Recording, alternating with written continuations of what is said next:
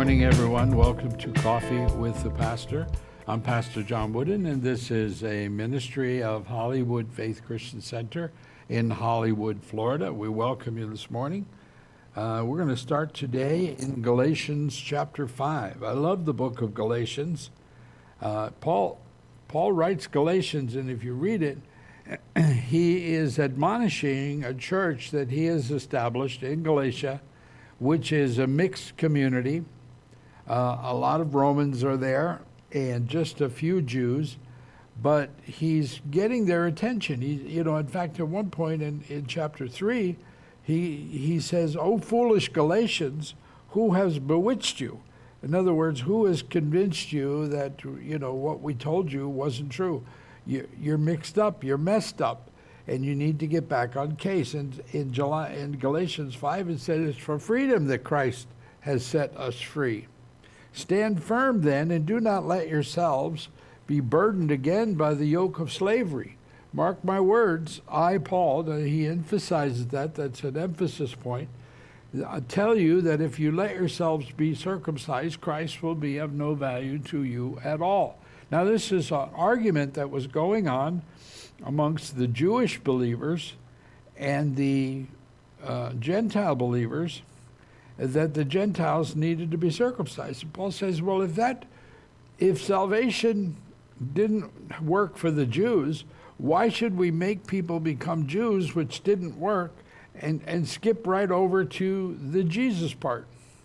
And they have kind of gotten themselves mixed up in all this religious arguments. When the Spirit of God is not moving, what happens is religion comes in.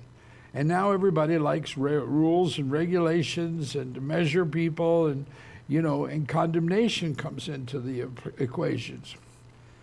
You, my brothers, Paul writes, were called to be free, but do not use your freedom to indulge the sinful nature. Rather, serve one another in love. The entire law is summed up in a single command: love your neighbor as yourselves. Love your neighbor as yourselves. He's like, you've forgotten, and you keep biting each other and fighting with one another and devouring one another. Watch out, or you will be destroyed by each other, that you will fight and argue and accomplish nothing. So these religious practices, where the gospel is focused on setting people free, they were again bringing them to the yoke of bondage with rules and regulations. First Peter says, but the end of all things is at hand. Well, how much more so today than then?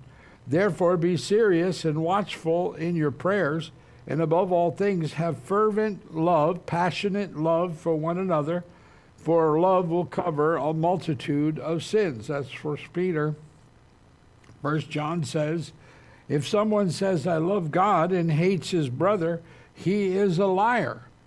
For he who does not love his brother whom he has seen, how can he say he loves God whom he has not seen? And I would say that's the same for obeying a pastor. If you cannot be submissive to a pastor on earth, then you are not submissive probably to God as well.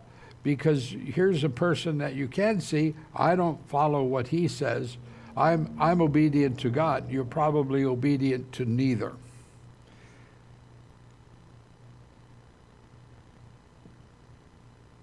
And Luke writes in Luke chapter 10, he says to them, he encounters a scribe, and the scribe, he asked him a question. He said to him, what is written in the law? What is your reading of it? And so he answered and said, you shall love the Lord your God with all your heart, all your soul, and all your strength, and with all your mind, and your neighbor as yourself. And he said to him, you have answered rightly.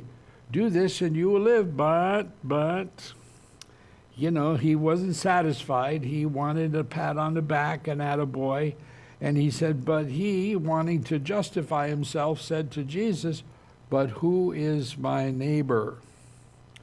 Well, Jesus goes into the story here, the parable of the Good Samaritan. Now, it probably, it tells us that there was a man who got attacked and he was left bleeding and stripped on the side of the road. He said, now, by chance, a certain priest came by down the road, and when he saw him, he passed by on the other side, so he saw him. And likewise, a Levite, when he arrived at the place, came and looked and passed by. Now, he actually went over there to see what was going on, and then walked on the other side of the street. But here is a Samaritan. Now, to get the equation, it might be what we be a Muslim or a homeless man, someone that we wouldn't think would care at all, started ministering to the man that was wounded on the side of the road, and they start treating his wounds and picks him up, puts him on his donkey, and takes him to an inn to recover, and says, look, here's some money to take care of this man, and if you need more on my way back, I'll make sure you get paid. Well, so Jesus asked the question then, of these three, do you think was the neighbor to him who fell among thieves? And he said, the one who showed mercy. And so Jesus redefines neighbor, because under Hebrew teachings, your neighbor was another Jew. So you didn't need to extend anything to a non-Jew. And Jesus says that's not accurate. It's all people. You are your brothers. And Jesus said to him, go and do likewise.